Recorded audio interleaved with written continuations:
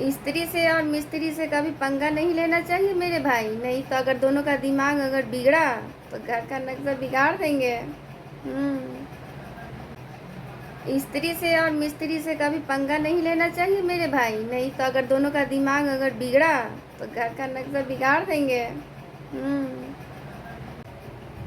आपका कोई कितना भी अपना हो, कितना भी करीबी हो, कितना भी खास हो, पहले वो अपने बारे में सोचेगा।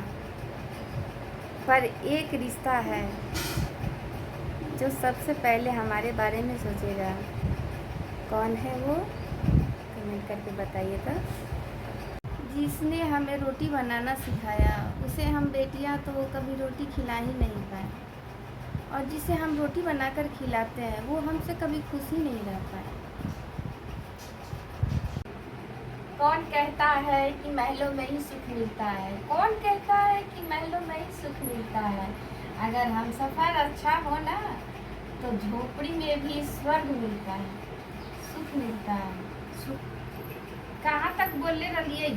जिसने हमें रोटी बनाना सिखाया, उसे हम बेटियां तो कभी रोटी खिला ही नहीं पाए, और जिसे हम रोटी बनाकर खिलाते हैं वो हमसे कभी खुश ही नहीं रह पाए। कौन कहता है कि महलों में ही सुख मिलता है? कौन कहता है कि महलों में ही सुख मिलता है? अगर हम सफ़र अच्छा हो ना तो झोपड़ी में ही सुख मिल जाता है, सुकून मिलता है। कौन कहता है कि महलों में ही सुख मिलता है? कौन कहता है कि महलों में ही सुख मिलता है? अगर हम सफ़र अच्छा हो ना तो झोपड़ी में भी स्वर्ग मिलता है, सुख मिलता है। सुख कहाँ तक बोले रहिए। मेरे भाई, रिश्ता कैसा भी हो मन से होना चाहिए, मतलब से नहीं।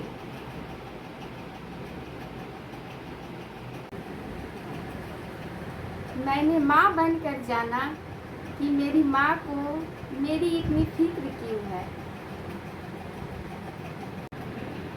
भरोसा सब पर करो मेरे दोस्त, लेकिन ठीक से, क्योंकि अपने दांत भी कभी अपने जीभ को काट ही लेते हैं, इसलिए संभल कर। प्यार और पौधा दोनों एक जैसे होते हैं मेरे दोस्त, दोनों को अगर वक्त ना दिया जाए तो एक भूल जाता है और दूसरा सूख जाता है।